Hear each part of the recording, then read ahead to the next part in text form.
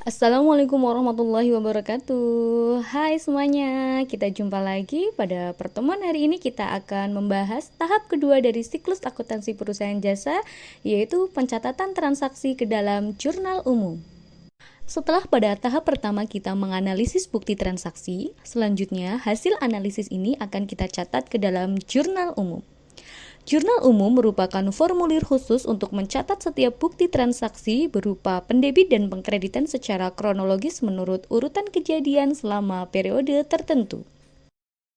Tujuan pencatatan transaksi ke dalam jurnal umum antara lain: pertama, untuk mengidentifikasi setiap transaksi keuangan yang terjadi dalam perusahaan.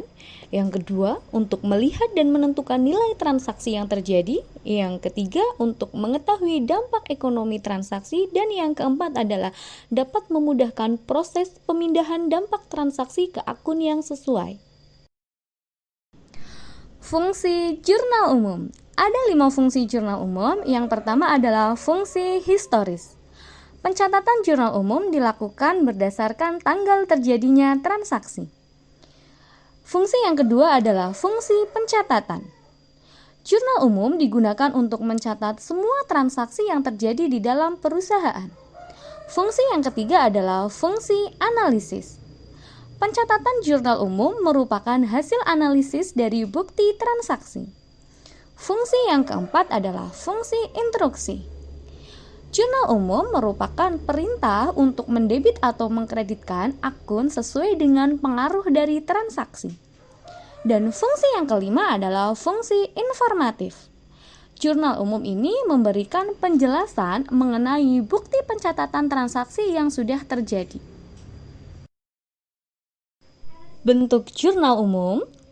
Dalam menyusun jurnal umum, jangan lupa menuliskan identitas perusahaan. Jadi di baris pertama kita tulis dulu nama perusahaannya, selanjutnya jurnal umum dan periode terjadinya transaksi. Di sini saya contohkan periodenya adalah 31 Desember.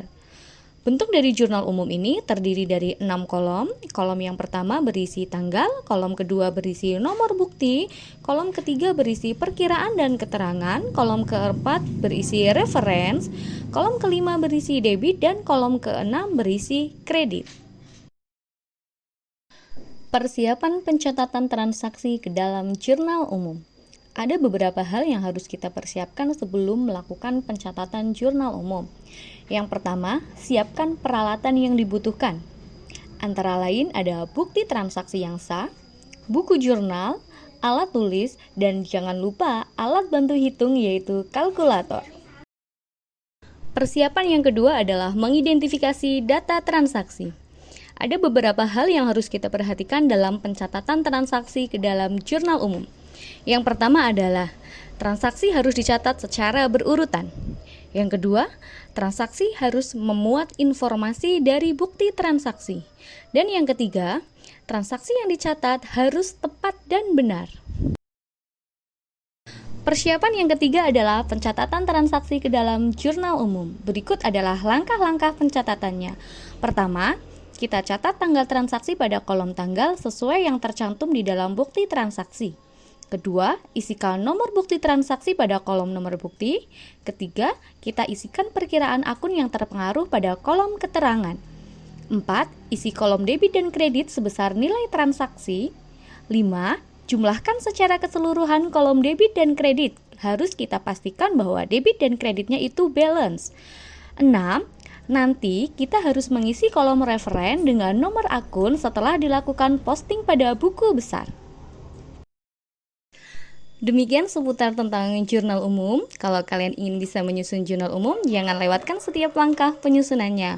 Untuk contoh praktik penyusunan jurnal umum, jangan lewatkan di video yang akan datang ya. Tetap semangat dan terus belajar. Demikian dari saya. Wassalamualaikum warahmatullahi wabarakatuh.